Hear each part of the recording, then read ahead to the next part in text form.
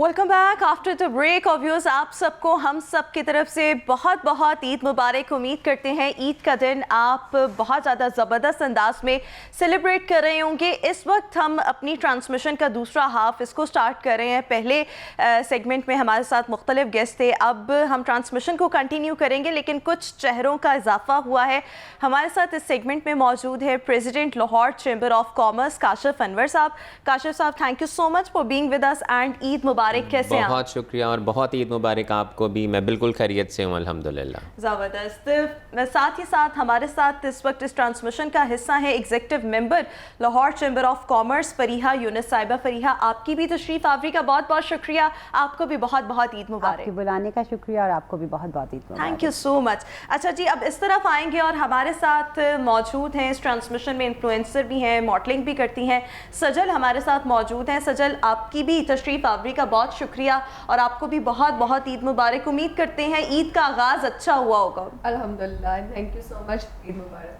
Thank you so much. और दीबा किरण की अगर हम बात करें तो ये पिछले हाफ में भी हमारे साथ मौजूद थी और अभी भी हमारे साथ मौजूद रहेंगी और इनकी आवाज़ जो है वो आप गाहे बगाहे गानों की सूरत में जो है वो सुनते रहेंगे। Starting from Kashif Anwar sahab. काशिफ साहब, नॉर्मली ईद आज पहला दिन है, किस तरीके से आप ईद सेलिब्रेट करते हैं? नमाज पढ़ के आते हैं, फिर ऑब्वियसली बच्चों को या फैमिली वालों को ईदी देते होंगे, लेकिन उसके बाद क्या मसरूफियत क्या रहती है पूरा सबसे पहले तो जी नमाज पढ़ी और जो उसके बाद पहला सबसे बड़ा मेरा हाल है, हम तमाम मुसलमान जो काम करते हैं अपने बुज़ुर्गों की कब्रों पे जाते हैं और हम भी सबसे पहले अपने ग्रैंड पेरेंट्स की कब्रों पे जाते हैं और वहाँ फातिहा पढ़ के फिर घर आते हैं और आकर फिर हम चूँकि हमारा घर जो है आप समझ लें वो सेंटर ऑफ द फैमिली, वो बड़ा घर जिसको कहते हैं, बड़ा घर है। फिर पहले दिन हम कहीं नहीं जाते, पहले दिन तमाम मेहमान हमारे घर आते हैं, मेज़बान हम मेज़बान होते हैं रात तक और बिल्कुल मुख्तलिफ मेहमान, मुख्तलिफ कज़न्स। अब मज़े की बात है हमारा जॉइंट फैमिली है तो फिर मेरी भाभी, हमारे जो चचा हैं उनकी बहुएं हैं, उनके घर वाले तो सब आ रहे होते हैं। तो पहले दिन हमारे घर बहुत रौनक होती है और पहला दिन हमारा बहुत मसरूफ गुजरता है। बिल्कुल ठीक। तो आज बल्कि मैं टाइम निकाल कर आया हूँ अपने आपके आने का बहुत शुक्रिया। Thank you so much, we are honoured to have you. अच्छा, ईदी ऑब्वियसली आप देते होंगे या भी आप ईदी लेते भी हैं? मजे की बात नहीं हम अब्बा से जरूर ईदी लेते हैं। हाँ, और वो बिल्कुल दूसरे दिन या तीसरे दिन, पहले दिन तो जो मेहमान घर पे आते हैं वो देते हैं आकर और बाकी फिर हम दूसरे दिन जाते हैं और फिर दूसरे दिन हम अपनी बहन की तरफ जाते हैं। अच्छा। और इसी तरह से अल्टीमेटली कल अब हमने जाना है अपनी बहन की तरफ। कल आप मेहमान होंगे? आज कल हम मेहमान होंगे और ईदी हमें मिलती है तीसरे दिन। अब्बा हमें तीसरे दिन ईदी देते हैं। अच्छा, ये तीसरे दिन की क्या है? Is a chance, I don't know. अब्बा तीसरे दिन ईदी देते हैं, चाहे आप पहले भी मिल लें, चाहे अल्टीमेटली मिलना है। नमाज इकट्ठे पढ़ते हैं, घर आते हैं, दो लेकिन ईदी तीसरे दिन, इसकी क्या लॉजिक है? बस अब्बा तीसरे दिन देते हैं, अब्बा तीसरे दिन शुरू से देते हैं। अब वो चूंकि वो तीसरे दिन हमें देते हैं तो फिर हम भी अपने भतीजे भतीजी भांजे भांजी हम तो दे आते हैं। हम कल देकर आएंगे अपने भांजी भांजों को और बहन को, तो फिर भतीजे भतीजियों को हम भी परसों देंगे ईदी। अच्छा अच्छा अच्छा, ज़बरदस्त ज़बरदस्त। अच्छा फरीहा, आपके रोज़े जो हैं वो कैसे गुजरे? रोज़ों में क्या एक्टिविटीज़ रही? फिर आते हैं ईद की तरफ कि ईद कैसी गुजर रही है इनफैक्ट, लेकिन रोज़े कैसे गुजरे? क्या मसरूफियात रही रोज़ों में? रोज़ों में थी, देखें एज अ वर्किंग वुमन ये बड़ा चैलेंज होता है कि आपने रोज़ा भी रखा हुआ है, घर को भी मैनेज करना है और अफ्तारी का टाइम जो एक ऐसा टाइम होता है जिसमें सब घर के मेंबर्स को एक साथ इकट्ठे होना है। तो बस अल्हम्दुलिल्लाह बहुत अच्छा टाइम गुजरा,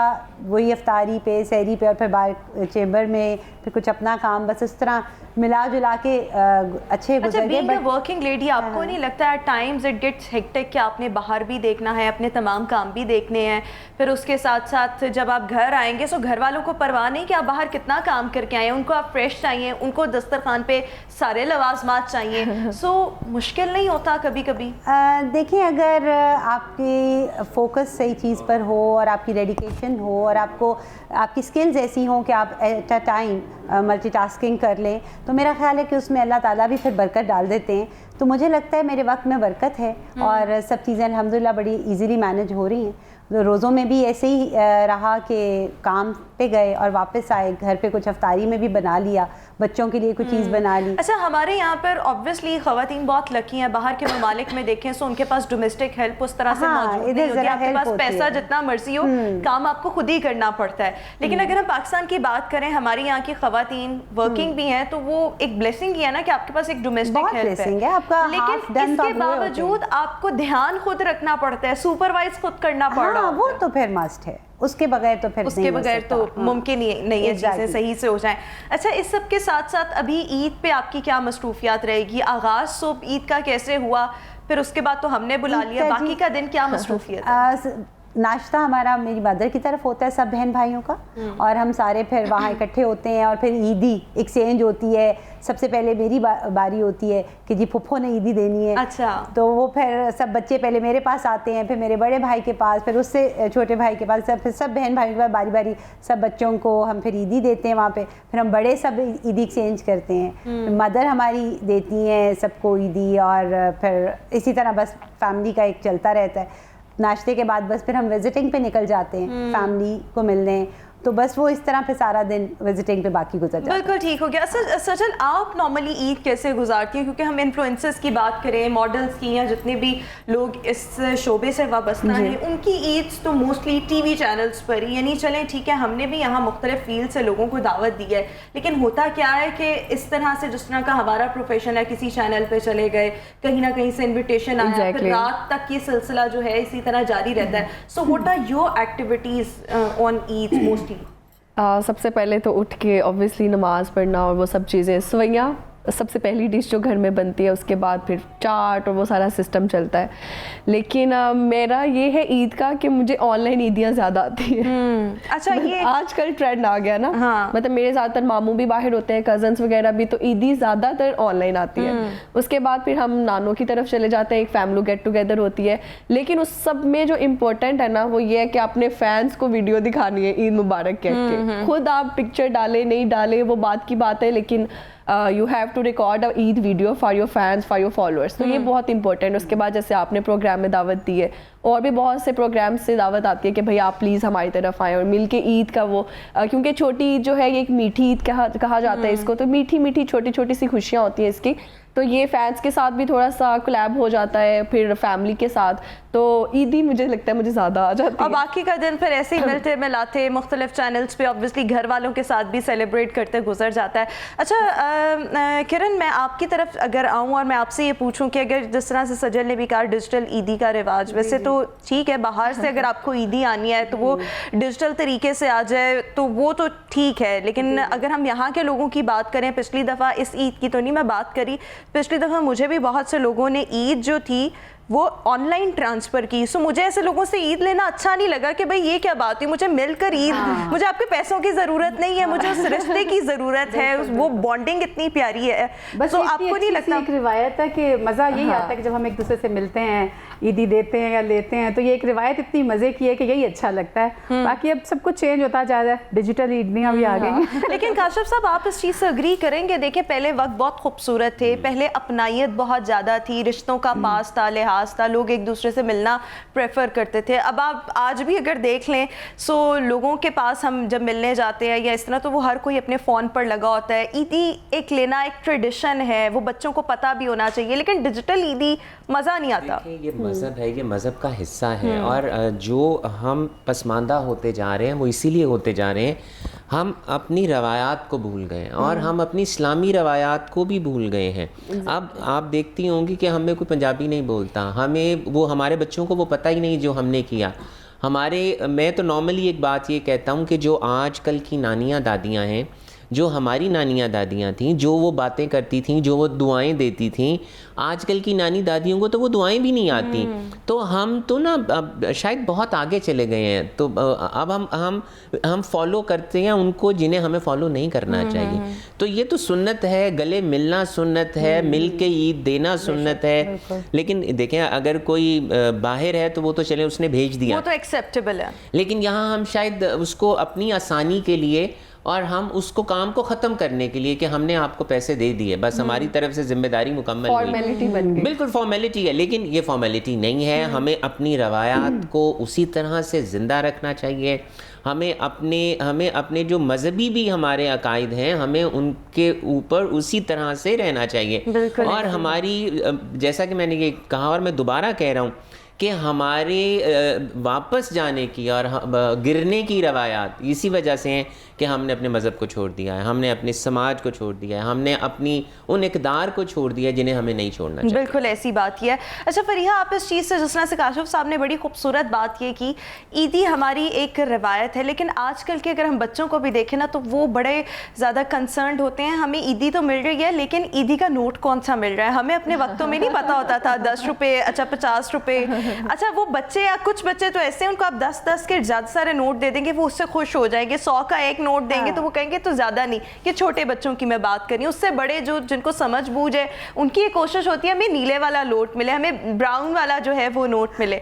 तो आपको नहीं लगता कि हमारे बच्चों को ये पता होना चाहिए कि ये एक ट्रेडिशन है और ईदी लेना और ईदी देना ये एक बड़ा खूबसूरत सा ऑब्वियसली ईद पर जेस्चर है, लेकिन बच्चे जो है वो आजकल पैसों के हवाले से, उनके अमाउंट के हवाले से ज़्यादा कंसर्न्ड हो गए हैं। मैं तो जी बच्चों को हमेशा ये कहती हूँ तुम लोग बड़े मटेरियलिस्टिक हो गए हो कि वो ये देखते हैं कि हमें कौन सा नोट मिलता है, वही आपकी वाली बात। वो ये नहीं देखते कि इसमें कितनी खुशी है। हमें जब बचपन में, अगर अपने बचपन की बात करूँ तो हमें 10 रुपीज़ वाली एक वो बंडल मिलता होता था और उस पर हम ख़त्म ही नहीं होता था। वो इतनी महंगाई नहीं थी, हम जाते थे स्पेंड करते थे तो वो ये काफ़ी कुछ उसमें आ जाता था, वो वाकई ख़त्म, इतनी देर वो ख़त्म नहीं होता था। अब बच्चे भी अपनी जगह ठीक है कि अब इतनी महंगाई हो गई है, हमारी इकॉनमी कहाँ जा रही है, तो अगर हम उनको 1000 रुपया दें तो वो तो कुछ भी नहीं आएगा, कुछ भी नहीं आएगा। तो वो चाहते हैं कि मिनिमम 5000 तो दें ताकि हमारा लेकिन देखिए ये 5000 मेरे नज़दीक इट्स लाइक टू मच। आप अपने पेरेंट्स से डिमांड कर सकते हैं, लेकिन आप अब फुफियों, चाचियों, ताइयों से कहें कि भाई हमें 5000 दें तो ये मेरे ख्याल में ये थोड़ा ज्यादा है। अपने भतीजों को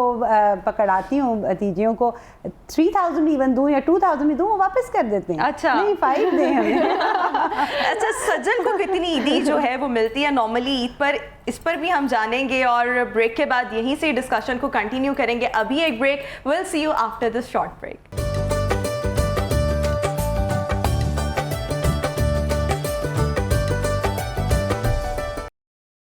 welcome back after the break. और व्यूअर्स ब्रेक के बाद ज़रा अब मैं सजल का रुख करना चाहूँगी। सजल, आपको ईदी जो है वो नॉर्मली कितनी मिलती है और अभी आपको ईदी मिलती ही है या आप ईदी देने वालों में से भी हैं? जब तक मैं खुद अर्न नहीं करती थी सिर्फ लेती थी, खींचने की कोशिश करती, अम्मा से भी ले लो, अब्बा से भी ले लो, मामू से भी ले लो, हर एक से ले लो ईदी। लेकिन जब से मैं थोड़ा सा कमाना शुरू हो गई तो छोटे कजन्स जितने होते हैं वो सारे आ जाते हैं, आप ही ईदी दे दे, मुझे फिर मजबूरन देनी पड़ती है। कितनी ईदी वैसे आप देती हैं? मैं कहती यार 500 ले लो, वो नहीं मानते, लेकिन मैं 1000 सबको देती हूँ क्योंकि बच्चे ही बहुत ज्यादा होते हैं तो मैं 1000 नहीं 500,000 तक मेरे ख्याल में इतना ठीक है। 5000 बहुत ज्यादा हो जाता है। नहीं वो दे सकती है because she is earning very good माशाल्लाह, तो फिर वो इतना कर सकती है। मैं अपने मुताबिक दूंगी सबको। देती वैसे नहीं ऐसे ही अगर ज्यादा बच्चे 5-5 हजार सबको देने लगे तो मतलब बहुत ज्यादा फिर पैसे बढ़ते हैं। पुप्पो का रेट यही है। हाँ, rate exactly. But I am waiting for कि जब कभी मेरा ससुराल बने उधर से मुझे ईदी आए। मुझे लगता है कि वो भी लड़कियों की एक नॉर्मली जिन लड़कियों की नई नई शादी हुई होती है उनको ईदियां बहुत ज्यादा मिलती हैं, या जो बच्चे नए नए इस दुनिया में आए होते हैं उनके लिए भी ईदी बहुत ज्यादा होती है। अच्छा काशिफ साहब, अगर मैं आपसे ये जानना चाहूँ कि जब आप बचपन में ईद सेलिब्रेट करते थे और अब आप ईद सेलिब्रेट करते हैं तो तब की और अब की ईदों में कितना फ़र्क है? मतलब अगर आप ये थोड़ा सा एक्सप्लेन करना चाहें कि अब चीज़ें बहुत ज़्यादा बदल चुकी हैं तो तब क्या फ़र्क था और अब क्या फ़र्क है? सबसे पहला फ़र्क तो ये है कि तब पैसे हम लेते थे, अब पैसे हम देते हैं। और अच्छा वैसे ये अच्छा फ़र्क है या आप कहते हैं कि वो भी वक्त अच्छा था? वो भी वक्त अच्छा था, ये भी वक्त अच्छा, ये भी खूबसूरत है। देखें इसमें अपनी खूबसूरती है कि आपसे सारे मांगते हैं और आप देते हैं और अल्लाह ताला ने आपको इतना दिया है, नवाजा है कि आप दे सकते हैं। और जहाँ तक वो बात कर रही थी ना सजल, तो वो अब के जब उनकी शादी या इन लॉज से उन्हें पैसे आए तो मैं अपने अब्बा का बता रहा था कि अब्बा हमें 30 नहीं देते हैं, तो वो ना हमारे पैसे, हमारी ईदी भी बहुओं को पकड़ाते हैं। ले पुत्र काशिफ थे पैसे भी। तो मजे की बात है, फिर कहती है मैंने अब आपको नहीं देने पैसे, ये पैसे मैं अपने पास रखूंगी।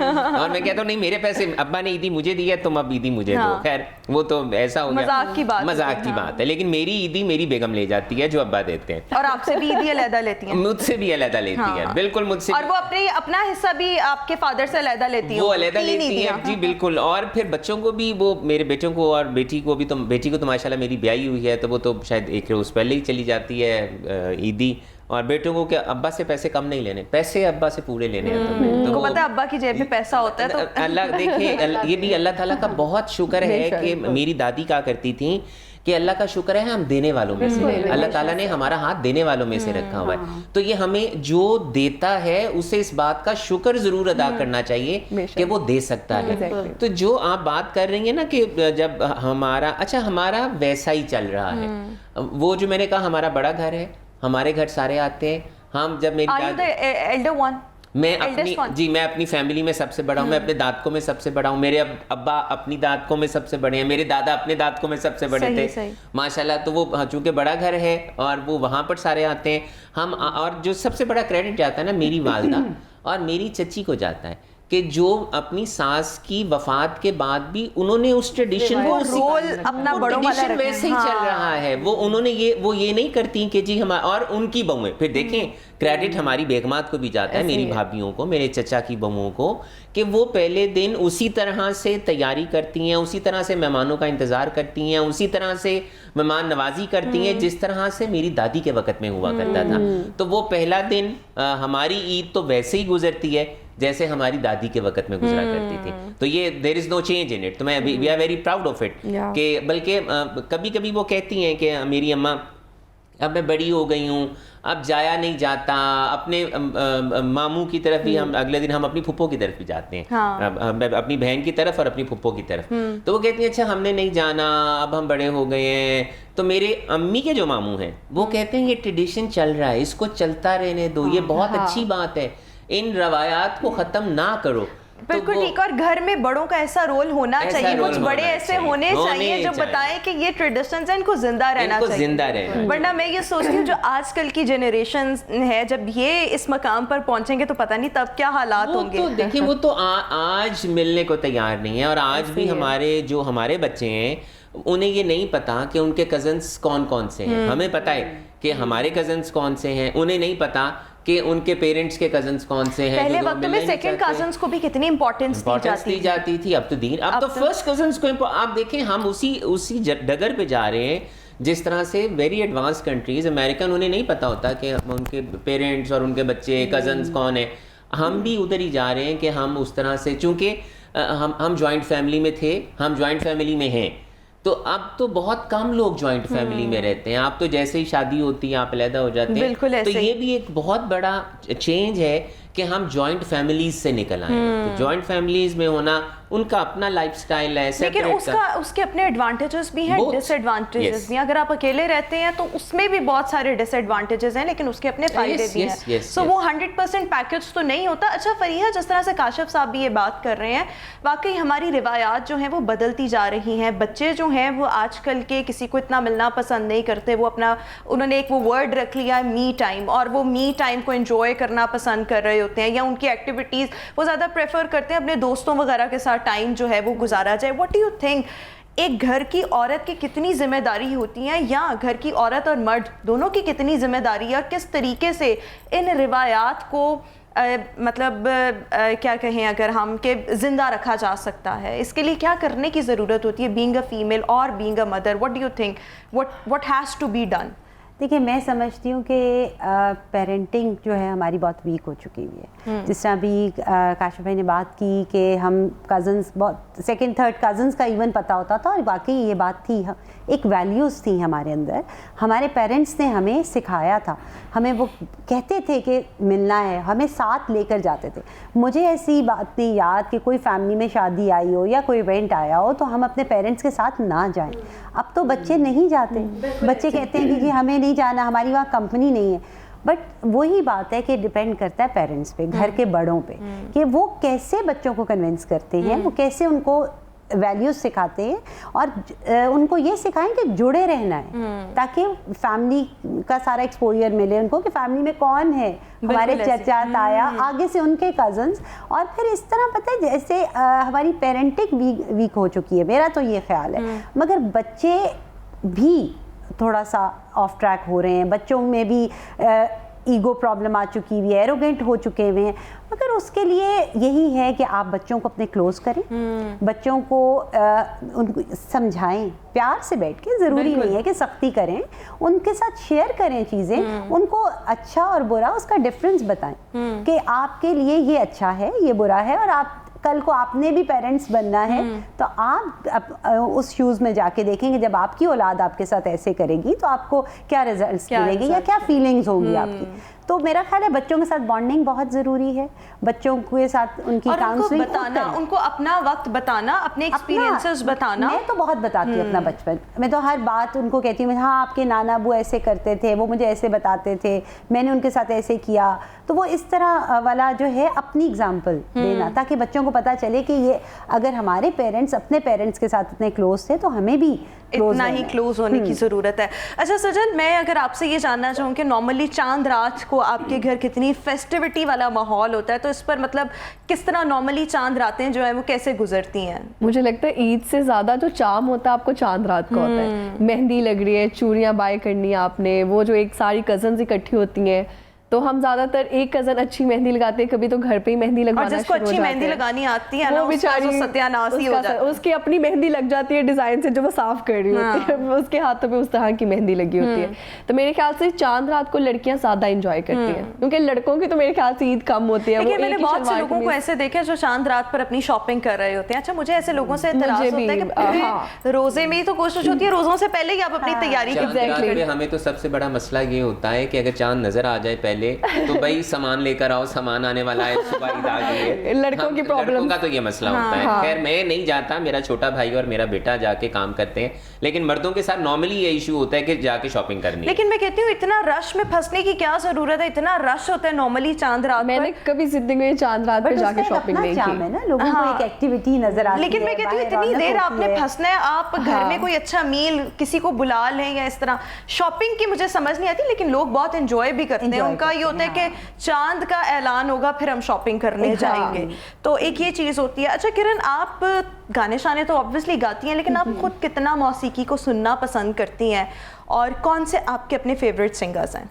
अच्छा, मौसीकी को सुनना बहुत ज़रूरी है। अगर आप अच्छा गाना चाहते हैं ना तो आपको अच्छा सुनना बहुत ज़रूरी है, इसलिए कि जितना हम सुनते हैं ना उतना हम सीखते हैं। सिर्फ जो हम रियाज करते हैं गाते हैं वो ज़रूरी है, लेकिन उतना ही ज़रूरी ना अच्छी मौसीकी को सुनना भी है। जितना हम सुनते हैं उतना ही हमारा मतलब हम सीखते हैं।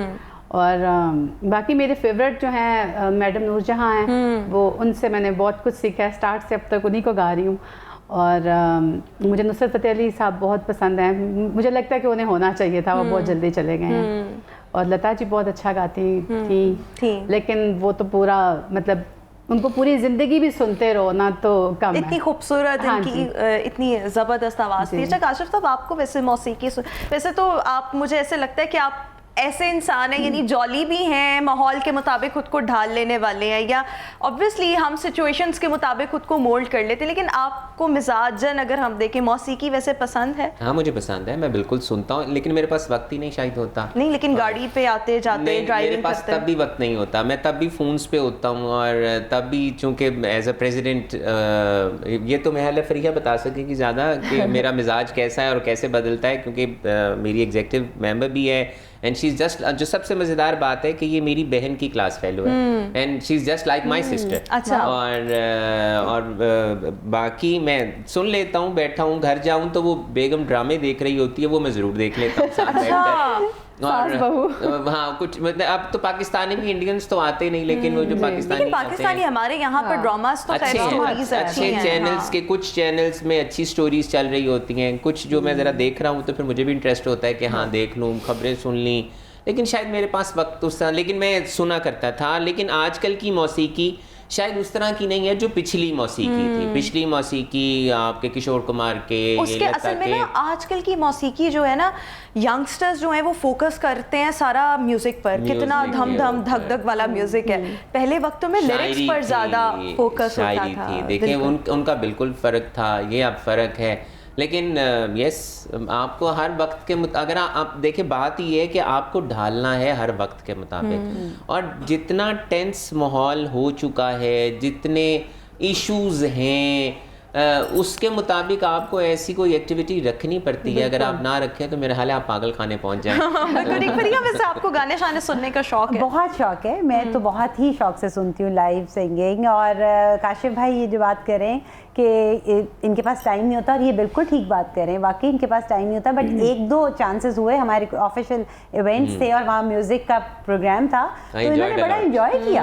और मैंने इनको उस वक्त कहा, मैंने कहा ये बहुत ज़रूरी है सुनने के लिए, इसलिए कि आप कहते हैं ना मौसीकी रूह की ग़ज़ा है, तो वो जो आपकी रूह एक लाइट हो जाती है उससे। और कोई अगर अच्छा गाना हो ना, तो वो आपको उदास भी कर सकता है और वो आपको एक्साइटमेंट भी दे सकता है। आप उन मेमोरीज में जो है, अच्छा ये आप वैसे एग्री करते हैं, अच्छा परफ्यूम या कोई परफ्यूम की खुशबू या गाने के दो ऐसी चीज है जो आपको माजी में ले जाती है, मेमोराइज करता है। हाँ, आपको बहुत चीजें याद आती हैं। अच्छा, हमारी बातों का सिलसिला व्यूअर्स यूं ही जारी रहेगा। अभी हम शो में एक ब्रेक शामिल करेंगे। इस ट्रांसमिशन में आपसे दोबारा मुलाकात करेंगे एक ब्रेक के बाद।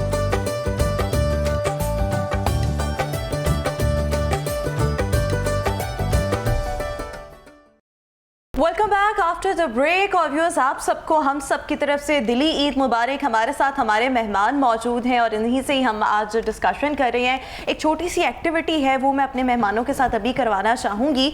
और it's a kind of riddle. हम मुख्तलिफ सवाल पूछेंगे, लेट्स सी कौन बेहतर जो है जवाब देता है या कौन जवाब दे पाता है या नहीं दे पाता। मेरे ख्याल में फरीहा, आपसे मैं आगाज़ करती हूँ। मतलब अगर मैं आपसे ये पूछूं कि वो क्या चीज़ है जो 2 दफ़ा मिलने के बाद तीसरी दफ़ा जो है वो किसी भी इंसान को मयसर नहीं आती, so what would be your answer? मैं तो समझूंगी रिस्पेक्ट। अच्छा, आपको लगता है एक दफ़ा रिस्पेक्ट चली जाए, दूसरी दफ़ा भी मिल जाए तो तीसरी दफ़ा बिल्कुल ही नहीं मिलती। हाँ, वैसे ठीक है, लेकिन वैसे नॉर्मली क्या चीज़ होती है? जरा सोचें, दिमाग चलाएं। फेम भी कह सकते हैं कि आप अगर 2 दफ़ा थोड़ी मिलता फेम। नहीं, फेम एक दफ़ा मिले, आप उस पर डैमेज दे दें तो दूसरी दफ़ा फिर आप उठते हैं, फिर डैमेज आ जाए तो थर्ड टाइम तो बिल्कुल आप नहीं। आप हंस रहे हैं काशिफ साहब। मुझे वैसे जो पहेली आए ना, मुझे उनके जवाब ही नहीं आते। लेकिन सोचे तो सही है, मुश्किल है। हाँ, लेकिन देखिए एटलीस्ट शी इज ट्राइंग, उनको ये क्रेडिट तो जाता है ना। आपके दिमाग में मुझसे कोई टेक्स्ट का पूछा होता तो मैंने आपको फर जवाब दे दिया होता। अच्छा, नहीं, हम नहीं पूछते, हम पूरा साल यही बातें करते रहते हैं, हम थक जाते हैं। और ये वैसे ही मुझे इकोनॉमिक्स, मैथ्स, ये चीज़ें बहुत मुश्किल लगती हैं। बताएं वो क्या चीज़ है जो इंसान को, किसी भी इंसान को 2 दफ़ा ज़िंदगी में मिल जाती है, तीसरी दफ़ा नहीं मिलती, दूसरी दफ़ा टूट जाएगी, तीसरी हाँ चांस, मौका। अच्छा, आप सारे ऐसे ही जवाब देंगे, लेकिन वो हमारी अपनी ज़ात के साथ। हाँ, लेकिन सोचें, हाँ, लाइक इट्स वेरी हिंट दें, थोड़ा सा हिंट दें, थोड़ा सा हिंट दें। किडनी। एक दफा मिली, 2 दफा नहीं। हाँ, वैसे 2 नहीं, 2 होती है ना, 2 दफा। किस टाइप की है मतलब? अच्छा, मैं सोच रही हूँ अगर हम उसका इस्तेमाल करें तो हम दूसरों के चेहरों पर मुस्कुराहट बिखेर सकते हैं। इतना वाज़ेह क्लू दे दिया। पॉजिटिविटी तो फिर उसी चीज में चली अगर हम जाएगी किसी जो को उसका इस्तेमाल करते हुए दूसरों को हम एक मुस्कुराहट दें तो ऑब्वियसली दूसरे जो हैं वो बहुत खुश होंगे। सदका जारिया। सदका जारिया है। दांत। ओह वाह। 2 दफा देखें, 2 दफा मिलने के बाद तीसरी दफा नहीं मिलते। और मैंने आपको इतना वाज़ेह क्लू दिया है कि मतलब स्माइल, हाँ, हम ऐसी स्माइल करते हैं ना। अच्छा जी, काशिफ साहब आपकी बारी। वो कौन सी चीज़ है जो 3 सुइयां रखती है मगर सिलाई नहीं कर सकती? ये घड़ी। हाँ, आपने जवाब थोड़ी नहीं देखा, सच्ची हमने चीटिंग किया। 3 सुइयां, यस, एक घंटी वाली, एक टाइम वाली और एक सेकंड वाली। आपको भी रिडल्स नहीं अच्छे लगते, लेकिन देखिए हमने कितना क्विक आंसर। लेकिन वो चूंकि टैक्स और इकोनॉमी से रिलेटेड था ना, तो देखिए मैंने जवाब दे दिया। बिल्कुल ठीक हो गया। अच्छा, मैं आप दोनों अपने दिमागों में ना एक एक शेर सोच के रखें, मैं आपसे शेर भी सुनूंगी, लेकिन सबसे पहले आपसे सवाल सुनना चाहूँगी, सवाल का जवाब रिडल पूछना चाहूँगी। वो कौन सा दिन है जिस दिन दुनिया की सख्त से सख्त बीवी भी अपने शौहर से खुश हो जाती है? वो कौन सा दिन होता है? शादी का दिन ही हो सकता है, शादी का दिन नहीं, somehow it's हाँ a ठीक bit in है reality. ठीक है, लेकिन वैसे ये बता सकते हैं जिनकी बेगम है, मुझे क्या पता मेरे हस्बैंड नहीं है। अच्छा जी, वैसे सोचें थोड़ा, आप उनको हेल्प भी कर सकते हैं। ऐसा दिन आप मैरिड हैं, आप मैरिड हैं, जो तो आप बता सकते हैं। दुनिया की सख्त से सख्त बीवी भी अपने शौहर से खुश हो जाती है, वो कौन सा दिन है जिस दिन आपकी बेगम कब खुश होती है? मेरी बेगम जब उसको पैसे ज़्यादा मिलते हैं। हाँ, वेरी क्लोज सैलरी वाला दिन। देखें जरा, सैलरी, हाँ देखें यही जवाब था, जब पैसे ज़्यादा मिलते हैं। जब पैसे ज्यादा मिलते हैं तो कितनी खुश होती है। बेगमत को वैसे कितना जलील किया जा रहा है। नहीं, इट्स समथिंग वेरी नेचुरल कि आपकी भी जब तनख्वाह आती होगी या कहीं से भी पैसे आते होंगे, अर्न करता है बंदा या कहीं से प्रॉफिट आता है, ऑटोमेटिकली हमें खुशी छोड़ होती दें है। कि हमें कहाँ से आते हैं, वो मकसद ये है कि उन्हें जब मिलते हैं तो वो खुश कितना होते हैं। खुश ये होते हैं, बेगमात की बिल्कुल। खूबसूरती है कि हाँ, उन्हें ये पैसे है, मांगने ऐसे और ही, एंजॉय करना है। अच्छा जी, अगला सवाल क्या लिखा हुआ है तो मुझे भी नहीं समझ आ रहा, लेकिन उससे अगले सवाल पर चले जाते हैं। वो क्या चीज़ है जो पैदा होते ही, अच्छा जी ठीक है, वो क्या चीज़ है जो पैदा होते ही उड़ जाती है? परफ्यूम। वो क्या हाँ, मतलब ये हो सकता है, हाँ, उड़ जाती है ना एकदम, बट स्टे भी तो करती है। ना, लॉन्ग लास्टिंग परफ्यूम्स भी होते हैं। बस somehow ठीक है, वैसे सोचें वो क्या चीज़ है जो पैदा होते ही उड़ जाएगी? साथ साथ थोड़ा क्लू दें कि हाँ, किस चीज से रिलेटेड है। किया है हाँ। देखें काशिफ साहब को मैंने कोई क्लू नहीं दिया, वो दोनों वो पे तो ठक जीनियस करके है ना, हम तो अभी सीख रहे हैं। लेजेंड है ना। उड़ जाती है, मतलब ऑब्वियसली ऐसे हवा में उड़ जाती है, परिंदा ही कोई नहीं, पैदा होते ही तो नहीं ना नहीं उड़ होता, जाता। हाँ ये तो है। रो नहीं, गर्म है चीज, गर्माहट इसमें बहुत ज्यादा होती है। भाप, धुआं, धुआं। भाप। देखिए जरा। Very nice, very nice. कि वो जीनियस है, लीडर है, उनको देखे जरा कैसे क्विकली पहुंचे हैं। प्रेसिडेंट नहीं बने ना, उनका तो हाँ, देखिए आपका स्टार क्या है काशिफ? मेरा Libra. Libra. I'm Libra also तो बड़े Libra. sweet Libras हैं। are very smart, आप yeah. आपका क्या है? मेरा taurus, I am taurus. Taurus. और आपका? Libra. Libra. Libra. Libra. What a अच्छा, coincidence. do you believe in stars? Do you think कि ये it works somehow? एस्ट्रोलॉजी का कोई किरदार होता है, स्टार्स का कोई किरदार? मैं देखिए, मैं उसको तो नहीं, लेकिन मैं नसीबों का ज़रूर रखता हूँ कि नसीब ज़रूर होते हैं। और फिर मैं अपनी दादी का जिक्र करूँगा कि वो कहा करती थी कि अल्लाह ताला से नसीब मांगने चाहिए अच्छे। और फिर जब आखिरी वक्त था उनका, तो वो पहले कहते थे कि अल्लाह ताला तियां दे नसीब अच्छे हों, फिर वो कहती थी कि नहीं, बेटी बेटों के नसीब अच्छे हैं, दोनों के नसीब अब तो वक्त अच्छे जो हों, ऐसा चल रहा है वाकई इसमें तो बेटों दोनों के के भी अच्छे नसीब मांगने बहुत चाहिए। अच्छे हों। हाँ। तो इट इज़, मैं बिल्कुल बिलीव करता हूँ। और मेरी अम्मा तो जब अब तो शायद अखबार नहीं उस तरह से पढ़ती, लेकिन जब पढ़ती थी ना तो वो अपना हफ्ता ज़रूर पढ़ती थी। और उसमें एक बात वो ज़रूर देखती थी, क्योंकि आजकल नहीं देखती, वो कहती थी कि अच्छा इसमें क्या लिखा है कि मुझे कितना माली बेनिफिट कितना होगा। जबरदस्त। अच्छा जी, कोई शेर एकदम से शेर। आप सोचें जी, आप बताएं किरण मैं आपको फिर एक अपनी गजल सुनाऊंगी क्विकली, हाँ। Because we are short of time, तो बस वो ये है कि किस्मत के खद्दोखाल संवारे नहीं गए, किस्मत के खद्दोखाल संवारे नहीं गए, चाहे तो हम गए हैं पुकारे नहीं गए, तय ये हुआ था अब ना मिलेंगे तमाम उम्र, 2-4 दिन भी हमसे गुजारे नहीं गए। और खुददारी इतनी ढेर तबीयत में थी किरण, खुददारी इतनी ढेर तबीयत में थी किरण, फिर से पलट के दर पे तुम्हारे नहीं गए। ज़बरदस्त, वाह वाह वाह। अच्छा जी, मैंने इस सेगमेंट को वाइंड अप करना है। आप ईद का ये मौका है, क्या पैगाम लोगों को देना चाहेंगे? देखिए, ख्याल रखें, मुल्क का ख्याल रखें। ये मुल्क बहुत मेहनत से बना है, बहुत से इश्यूज चल रहे हैं, और अपनी टैक्स रिटर्न्स फाइल करें, फाइल- ये जो आप हमेशा कहते हैं। लेकिन देखें, ये मुल्क बहुत कीमती है, इसका ध्यान रखें। बस अपनी इनर को बाद में रखें और मुल्क का पहले सोचें। बिल्कुल ठीक। फरिया? मैं तुझे ये पैगाम दूंगी, खुशियाँ बांटें, बिल्कुल। पॉजिटिविटी पे बिलीव करें, लोगों की मदद करें। ये अगर आप किसी इंसान की मदद करेंगे तो आपकी मदद अल्लाह ताला करेंगे। बिल्कुल तो ठीक हो ये गया। बहुत ज़रूरी है। बिल्कुल ठीक हो गया। सजल?